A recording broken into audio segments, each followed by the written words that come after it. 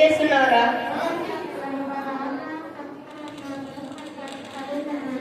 ఏది ఆ పత్రిక ఇస్తే? ఇది చమత్కారం ఉన్న పద్యం.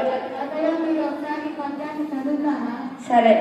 అడిగేదనని కడివడిజను నడిగేదనను మగుడ నడయుడగి వెడవెడ జిడిముడి తడబడి నడిగెడు జిడిమ నడయుల నడదు.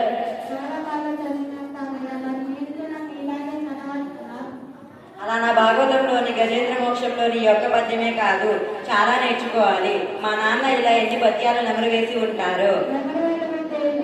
నిజానికి కొన్ని జంతువులు తిన్న ఆహారాన్ని మళ్ళీ నోట్లకు తెచ్చుకొని ప్రక్క నుండి నవ్వుతూ ఉంటాయి. దీన్నే నెమరు వేయడం అంటారు. దీన్ని భాషా విషయంగా నెత్తికి తెచ్చుకోవడం అనే అర్థంలో కూడా మాట్లాడుతారు. చెప్పు.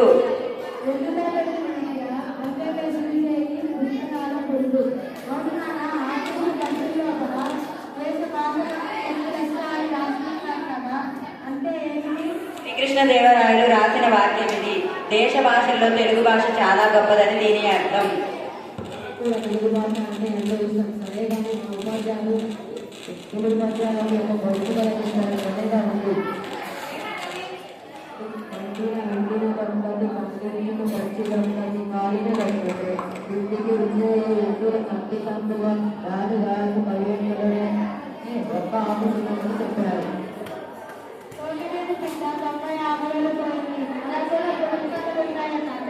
పద్యాల్లో కావచ్చు, వచనంలో కావచ్చు, పొడుపు కథల్లోనే కాదు, ఇంకా అనేక రకాలుగా ఆనందం కలిగించే విధంగా తెలుగు పద్యాలు ఉంటాయి.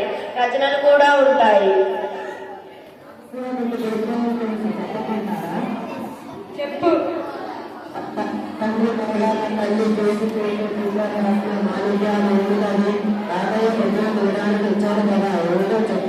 పనస పండు.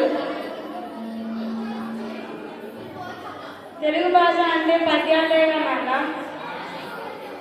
తెలుగు భాష పద్యాలు కాదు, రచన వచనాలు కూడా ఉన్నాయి. తెలుగుకి కావాల్సిన సాహిత్య సంఖ్యలు ఉన్నాయి.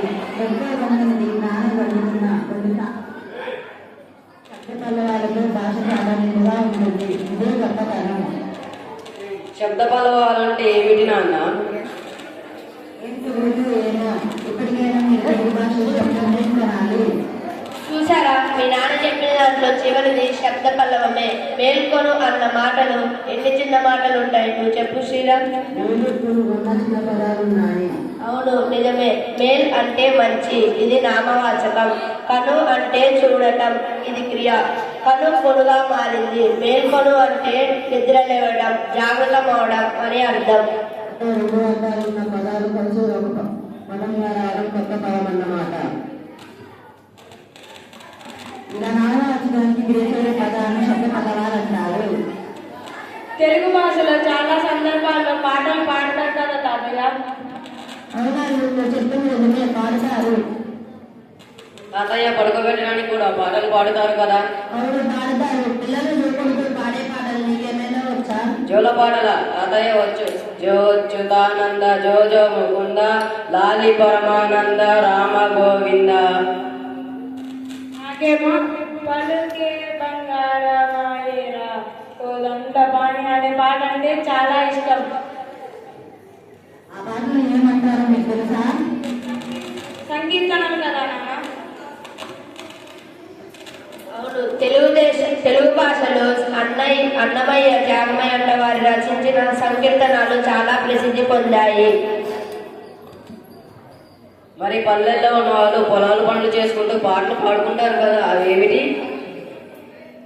పల్లెటూరులో వాటిని చాలా ఆనందంగా పాడుకుంటారు. అవి చాలా బాగుంటాయి. వాటిని జానపద గేయాలు అని అంటారు. మరి అవన్నీ ఎవరు రాశారు? అవన్నీ ఎవరు పనిగట్టుకొని రాసినవి కావు. అప్పటికప్పుడు వేయించుకో, అవి భౌతిక రాసులుగా చెప్పినవి, అప్పటికప్పుడు వేయించుకొని పాడినవి. అబ్బా, తెలుగు భాష ఎంత గొప్పదో ఇప్పుడు అర్థమవుతుంది. తెలుగు భాషను ఉపయోగించి ఆనందించవచ్చు, ప్రయోజనాన్ని పొందవచ్చు. వేమన, బద్దన లాంటి వారు రాసిన నీతి పద్యాల ద్వారా మనం తెలుగు గురించి చాలా నేర్చుకోవచ్చు.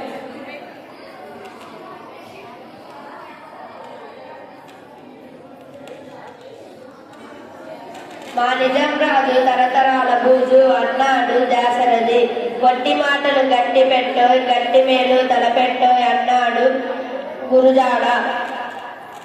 అదేలా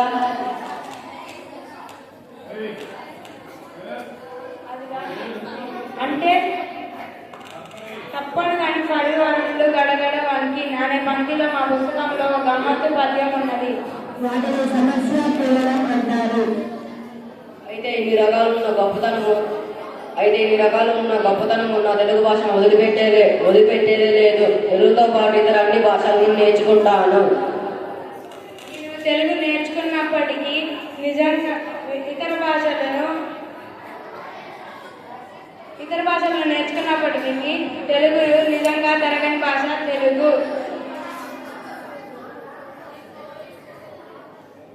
అవును, మన తెలుగు భాష చాలా మంచిది. మన తెలుగు భాష కారణం అందరూ నేర్చుకోవాలి. ఎవరి మాతృభాష వారికి కన్నతల్లి లాంటిది. మన తెలుగు భాష మనకి అమృతం కదా. తెలుగులో ఆలోచిస్తాం, తెలుగులో జీవిస్తాం. మా స్నేహితులు ఇలాగే ప్రోత్సహిస్తాం. మీ స్నేహితులనే కాదు, ఇంకా అందరినీ అన్ని అవసరాలపై తెలుగు భాషని మాట్లాడమని ప్రోత్సహించాలి. తెలుగు గొప్పతనాన్ని పద్యాల్లో, గేయాల్లో, రచనల్లో నలుగుల పాడి వినిపించాలి. తెలుగు ఆరోగ్య ఎలా చూడాలి. నేను స్నేహితులందరికీ చెప్తాను తాతయ్య. తప్పకుండా చెప్పండి. ఎంతో మంది మహానుభావులు పెంచి పోషించినది మన తెలుగు భాష. మన తెలుగులో పరాయి దేశపు వాళ్ళు ఇటాలియన్ ఆఫ్ ది ఈస్ట్ అని ప్రేమించారు. మీకు తెలుసా?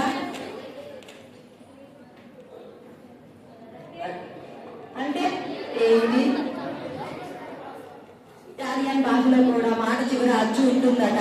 అందువల్ల వారు ఏమన్నారంటే, తూర్పు దేశాల వాళ్ళు మన తెలుగును పడమట దేశాల ఇటాలియన్ అని కీర్తించారు.